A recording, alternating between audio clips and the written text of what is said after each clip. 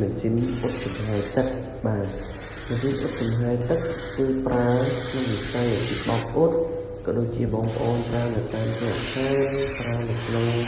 វិស័យបាទក្រុមហ៊ុនក៏ត្រូវដែរបងប្អូនណាបាទមានលក់ឆ្នាំងអ៊ុតចំហាយទឹកគ្រប់ប្រភេទបងប្អូនបាទចំហាយទឹកគឺខ្លាំងអ៊ុតឆាប់រៀបសាច់កណាត់អ៊ុតលឿនចំណេញពេលវេលាបងប្អូនបាទចំណេញពេលវេលាមែនតើបងប្អូនមើលក្នុងវីដេអូនេះគឺជាក់ស្ដែងអ៊ុតឆាប់រៀបមែនតើសាច់កណាត់បាទបងប្អូនត្រូវការអាចធ្វើការកំងបានឆ្នាំងអ៊ុតយើងខ្ញុំបាទមានលក់គ្រប់ប្រភេទមានឆ្នាំងអ៊ុតចំហាយទឹកធម្មតាឆ្នាំងអ៊ុតចំហាយប្រើឡ